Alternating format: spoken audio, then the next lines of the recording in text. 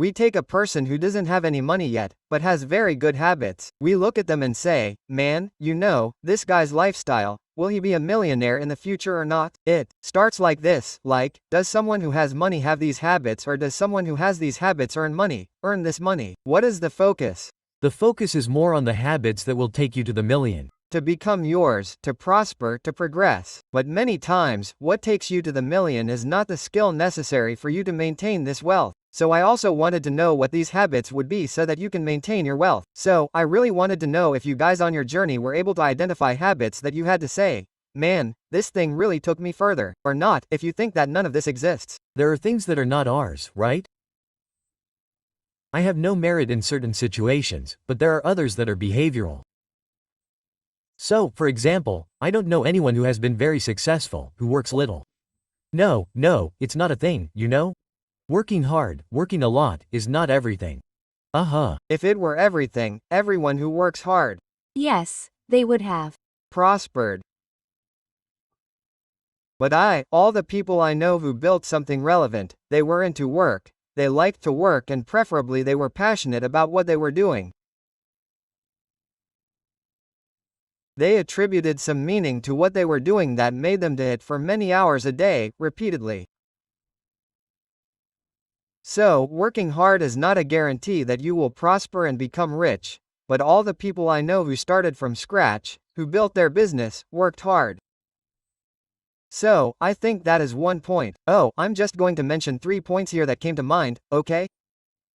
Another point that I see is someone who didn't follow the pattern, because the pattern, if you go there to the list of everyone who got rich, you will see that most are entrepreneurs. Then you go to athletes, then you go to artists.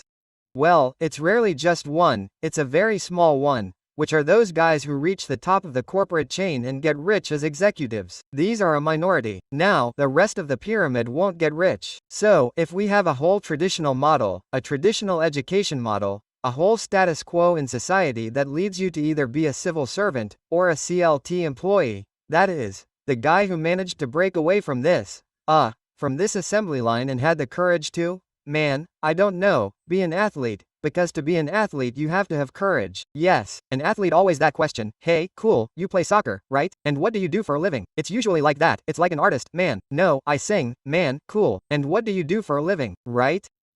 In other words, for a long time, an athlete and an artist live with sideways glances, they live with suspicious glances from people, like people who think they're a bum, you understand? And he has to have a lot of conviction for a period of time to be able to go through this process until he starts to have a result of being recognized. So, and many never manage to be recognized, ever. So, this guy, he has to be a bit rebellious, a bit out of the norm, a bit outgoing, you know. Usually he's the guy who was bullied in childhood, you know. The guy who wasn't very popular and suddenly was labeled as problematic. Oh, and suddenly this guy, because he's different, takes a path that will lead him to prosperity, because the paths that lead to prosperity are, most of the time, statistically outside of society's natural assembly line. So, I think that this characteristic of the guy being a bit different, you'll see, I notice in people who did very well, who grew up, you'll see some story there of this guy, either it's about bullying, or he's different, or he was expelled from school, or something different, right? The very proper smart guy, usually goes to work for the problematic one. The very intelligent usually work for the most colorful.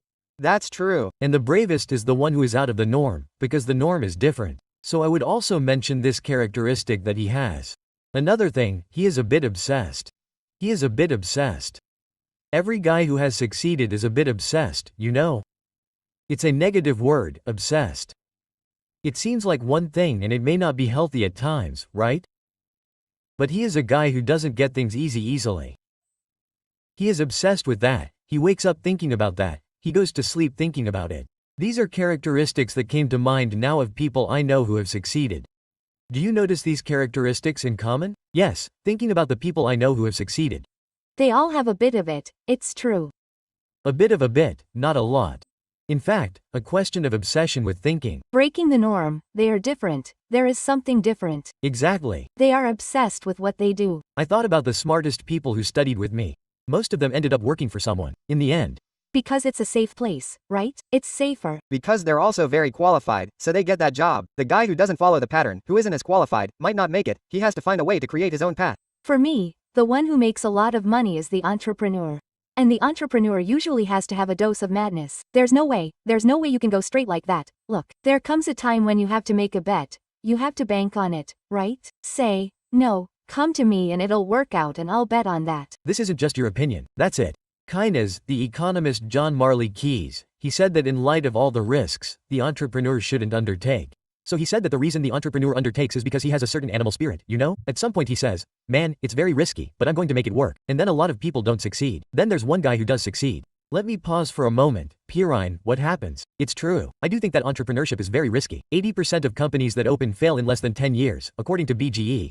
So it's statistically proven that it's risky.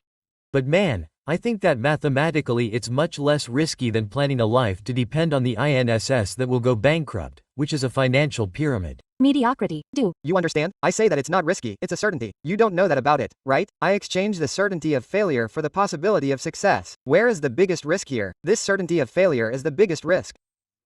So, the feeling of following the herd gives a false sense of security. Yes. But if you analyze it coldly, the risky thing was to ride the bus.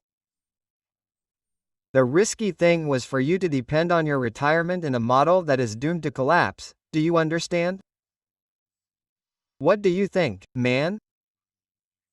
That's right, this reflection of yours is no, actually I'm getting that I'm funny.